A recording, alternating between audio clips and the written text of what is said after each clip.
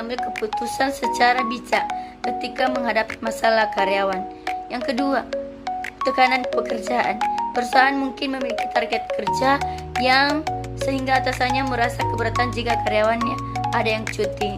Jadi ketiga, kurangnya empati.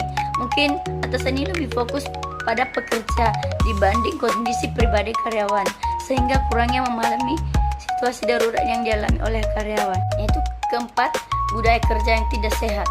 Maksudnya ini jika perusahaan terbiasa memberikan tekanan kepada karyawan, maka tindakan seperti memaksa arisan biasanya dianggap biasa.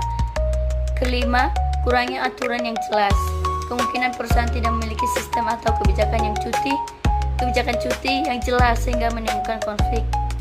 Ada pertanyaan keempat, apakah dampak bagi individu dan organisasi? Dampak bagi individu karyawan. Karyawan merasa sedih dan kecewa, tertekan, menurunkan semangat kerja dan menyebabkan stres, bahkan trauma kerja, bahkan kehilangan rasa percaya terhadap perusahaan. Jadi ketika karyawan sedang mengalami atau menghadapi masalah keluarga tetapi tidak mendapatkan dukungan dari tempat kerja, maka kondisi mentalnya bisa terganggu.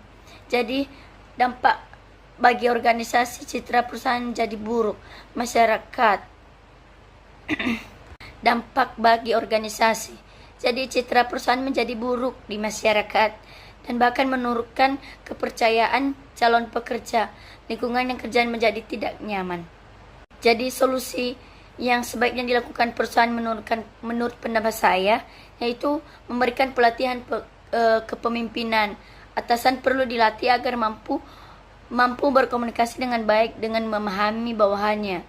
Terus kedua, membuat aturan cuti yang jelas. Perusahaan harus memiliki kebijakan izin dan cuti darurat yang jelas agar tidak menimbulkan kesalahpahaman.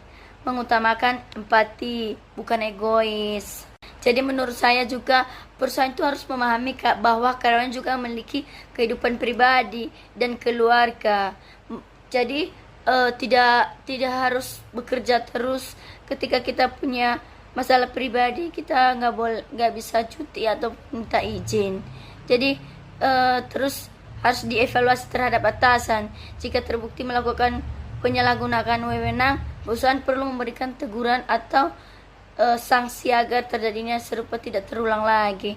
Dengan solusi tersebut, hubungan antara perusahaan dan karyawan menjadi lebih baik sehingga pencipta lingkungan lebih sehat dan nyaman, saling menghargai.